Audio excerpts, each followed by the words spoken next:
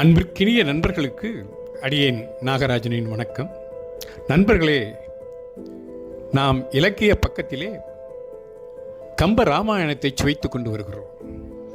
கம்பனின் தேர்ந்தெடுத்த கவிதைகளை எடுத்து அதன் கவிநயத்திற்காகவும் கதாபாத்திரங்களின் அற்புதமான படைப்புக்காகவும் கதாபாத்திரங்கள் வழியாக கம்பன் எடுத்து கூறும் வாழ்வியல் நெறிகளை பற்றி அறிவதற்காகவும் நாம் முனைந்திருக்கிறோம். ஆட்சி பொறுப்பிலே அயோத்தியை ஆள வேண்டிய ராமன் காட்டுக்கு செல்கிறான்.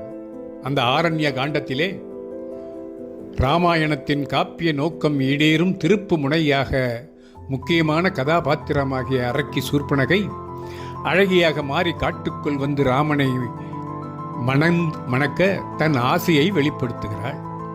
ராமனோ அவளை கேலி செய்து பேசிக் கொண்டிருக்கும் போது சீதை குடிலை விட்டு வெளியே வருகிறாள். சீதையை கவர்ந்து செல்ல சூர்பனகை முனையும் போது அவள் மூக்கு உள்ளிட்ட அங்கங்களை அறிந்தான் லக்குவன். அவ்வாறு தன்னை அங்கபங்கம் செய்தமைக்கு தன் உயிர் காக்கவும் பழி தீர்க்கவும் தன் அண்ணன் கரண் மற்றும் அரக்கர்களை அழைத்து வந்து ராம லக்குவர்களை வென்று சீதையை கவர வேண்டும் என்கிறாள். போரில் கரண் இறந்து போகிறான். கதறிக்கொண்டே அவள் ராவணன் அரசைக்கு சென்று தன் அவல கோலத்திற்கு காரணம் 2 மானிடர்களும் அவளுடன் வந்த அழகிய பெண்ணும் தான் என்று கூறுகிறாள். சீதையின் அழகை அவள் வர்ணிக்க ஆரம்பித்ததும் சீதை மீது அடங்கா வெறி கொள்கிறான் ராவணன். சீதையை கவர தன் மாமன் மாரீசனிடம் போய் ஆலோசனை கேட்கிறான். மாரீசன் அறிவுரைகள் பல கூறியும் ராவணன் ஏற்க மறுத்ததால் இறுதியில் மாரீசனை பொன்மானாகி சீதை முன் தோன்றி மாயம் காட்ட வேண்டும் என ராவணன் பணிக்கிறான். அவ்வாறே பொன்மானாகி சீதை முன் தோன்ற அதன் மேல் ஏற்பட்ட ஆர்வத்தை சீதை ராமனிடம் கூற அவனும் அந்த மானை பிடிக்க கிளம்பிய போது லக்குவன் தடுக்கிறான். ஆனாலும் சீதையின் ஆசைப்படி ராமனே மீண்டும் மான் வேட்டைக்கு புறப்படுகிறான். அந்த மாயமான் பல்வாறு போக்கு காட்டி அதை பின்தொடர்ந்து சென்று தாக்கும் அம்பினை ராமன் தொடுத்து மாரீசனை வீழ்த்திய போது கீழே விழும் வஞ்சக மாரீசன் ராமன் குரலிலே லட்சுமணா சீதா என்று மரண ஓலம் கொடுத்து அவர்களை குழப்புகிறான். அவனுடைய அந்த மரண ஓலத்தை கேட்ட சீதைக்கு ராமன் ஏதோ ஆபத்தில் சிக்கிவிட்டான் என்று கலக்கி மயக்கமுறுகிறாள். சீதையை காக்க சிலையாய் நிற்கும் லக்குவனை சாடுகிறாள். குற்றம் வீந்த குணத்தினேம் கோமகன் மற்ற அவ்வாழ் அரக்கன் புரி மாயையால் இற்று வீழ்ந்தனன் என்னவும் என்னையல் நிற்றியோ இலையோ ஒரு நீ என்றாள்.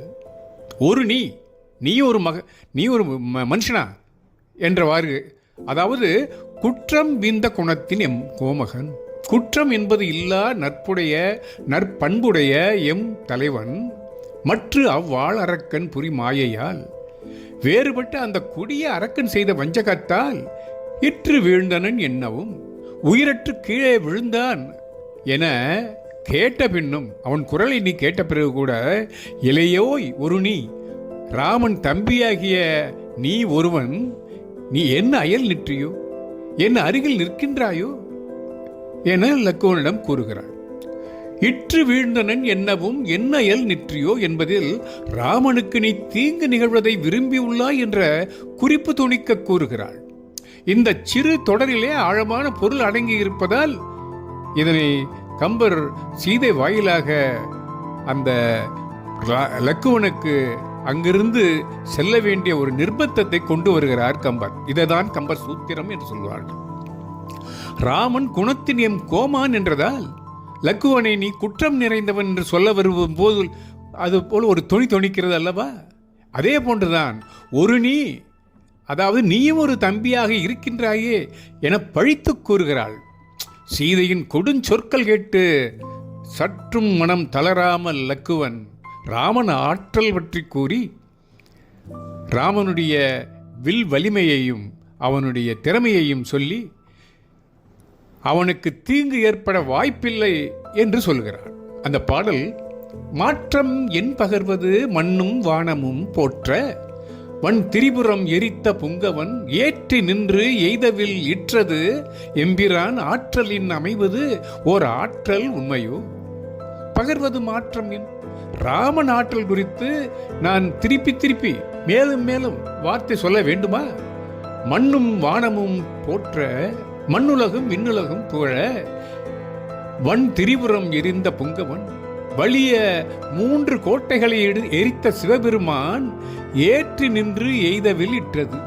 நான் ஏற்றி நின்று அம்பெய்த அந்த வில்லை, அதாவது சிவதனுசை, சீதையின் திருமணத்தின் போது முறித்திட்டது. ராமன் முறித்தான் இல்லையா? எம்பிரான் ஆற்றலின் அமைவதுவோர் ஆற்றல் உண்மையோ? எம் தலைவனாம் ராமன் வல்லமையை காட்டிலும் பொருத்தமான ஒரு வலிமை இருக்கிறதா இந்த நிகழ்வை தவிர? புங்கவன், ஆண்களில் சிறந்தவன், காளை வாகனத்தை உடையவன் என்றும் குறைக்கலாம். இங்கே சிவபெருமான் கையில் எடுத்து நாணேற்றி பகைவென்ற வலிய வில்லை ராமன் வலிமைக்கு ஆற்றாமல் முறிந்தது. இதனை கண்ணார கண்ட சீதை ராமனின் ஆற்றல் பற்றி ஐயப்படக்கூடாது என்று சொல்ல வருகிறார். அவளுக்கு தான் வேறென்ன சொல்ல வேண்டும் என்று இருக்கிறது என்றும் குறிப்பாக சுட்டுகிறார். இதைத்தான் லக்குவன் இதனை மாற்றம் என் பகர்வது என்ற தொடர் சுட்டுகிறது. ஆனால் அதே போன்று மேலும் ஆறுதல் சொல்கிறான் லக்குவன். பறக்க என் பகர்வது பகழி பண்ணவன் துறக்க அங்கது பட தொலைந்து சோர்கின்ற அரக்கன் அவ்வூரை எடுத்து அரற்றினான். அதற்கு இரக்கமுற்று இரங்கலீர் இருத்தீர் ஈண்டு என்றான். அதாவது பறக்க என் பகர்வது, விரிவாக நான் சொல்லுவதற்கு என்னதான் இருக்கிறது? பண்ணவன் பகழி துறக்க, தலைவனாம் ராமன் அம்பினை எய்ய அங்கு அதுபட, மான் சென்ற அவ்விடத்து அதன் மீது அந்த அம்பு தைக்க தொலைந்து சோர்கின்ற அரக்கன் அவ்வூரை எடுத்து அரற்றினான். தன் ஆற்றல் அழிந்து வீழ்கின்ற அந்த ராட்சதன் ராமன் குரலில் கூறிய சொற்களை உரக்க கூவினான். அதற்கு இரக்கமுற்று இரங்கலீர், அதற்காக கவலை கொண்டு வருந்தி அழலாமா? வேண்டாமே, ஈண்டு இருத்தீர் என்றான். இங்கு கவலைப்படாது இருப்பீராக என்று லக்குவன் கூறுகிறான். இங்கே நேரடியாக அந்த காட்சியை பார்த்தது போல லக்குவன் கூறுகிறான் பாருங்கள். அதனால் தான் அவனை வல்லவன் என்று சொல்கிறான் ராமன். பண்ணவன் கடவுள், மேலோன் ராமன் இது அம்புபட்டு மறுக்கும் அரக்கன் இறக்கும் போது வஞ்சக குரலால் கூறிய சொற்களை உண்மையாக நம்பி வருந்தி அழ வேண்டாம் என தேற்றுகின்றான். ஆனால் அடங்கினாளா சீதை? அடங்கா ஆற்றம் சீற்றம் கொண்டு கொண்டு கூறுகிறார். என்றவன் இயம்பலம் எடுத்த சீற்றத்தல் கொண்டன இன்னலல் கொதிக்கும் உள்ளத்தல் நின்ற நின் நிலை இது நெறியிற்று அன்று என வன் தரு கண்ணினால் வயிர்த்து கூறுவாள். இது சரியில்லப்பா என்று அவள் சொல்கிறாள். என்றவள் இயம்பலும் என்று இலக்குவன் கூறியதை எடுத்த சீற்றத்தால் அதை கேட்டவுடன் பொங்கிய கோபத்தாவளாகிய கொன்றன இன்னலல், தன்னை கொன்றது போன்ற கொடும் துன்பத்தை அடைந்தவள் போல கொதிக்கும் உள்ளத்தல், கொதிக்கின்ற மனம் உடையவளாகி வன்தரு கண்ணினல், வலிய அஞ்சாமை உடைய சீதை நின்ற நின்னிலை இது நெறியிற்று அன்று என லக்குவனை நோக்கி என்ன சொல்கிறாள்? ராமனுக்குற்ற தீங்கை கேட்டு கூட அதற்கு உதவ செல்லாமல் இங்கு நின்ற உன்னுடைய நிலை, இந்த நிலை நீதி முறைப்பற்றது அன்று என்று வைரத்து கூறுவாள்.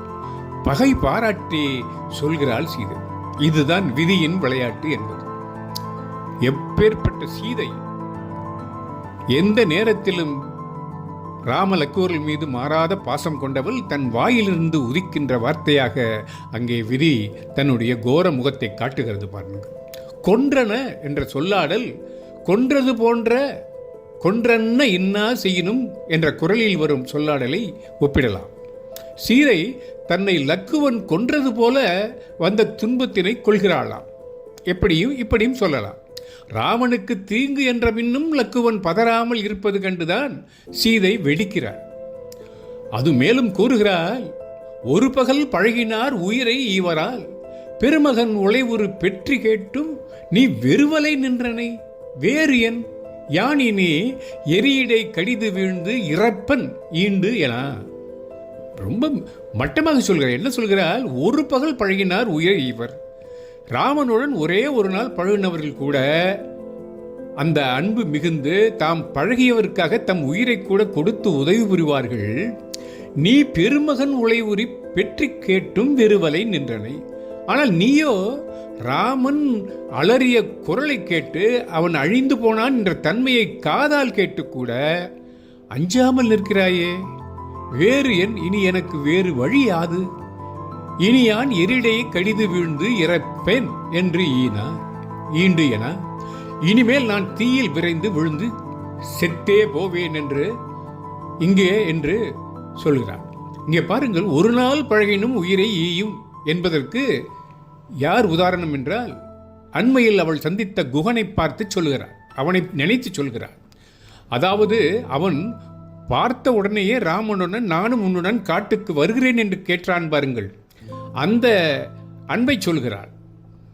ஆனால் இதுதான் இப்படி ஒப்பிட்டு சொல்லும்போது மனிதர்களுக்குள்ளே வஞ்சமும் வைராக்கியமும் மிஞ்சி போய் விரும்பத்தகாதன விளைகின்றது. இதுதான் வாழ்வியல் நெறியை கம்பன் வகையாக நமக்கு சொல்வது என்று கூறி இந்த பகுதியை இத்துடன் நிறைவு செய்கிறேன். அடுத்து வரும் பகுதியிலே இன்னும் சீதை எப்படித்தான் லக்குவனை சாடினால், லக்குவனுடைய நிலை என்ன, எப்படி கதையை நகர்த்தப் போகிறான் கம்பன் என்று பார்ப்போம் என்று கூறி உங்களிடமிருந்து விடைபெறுகிறேன். நட்புடன் நாகராஜன். வணக்கம்.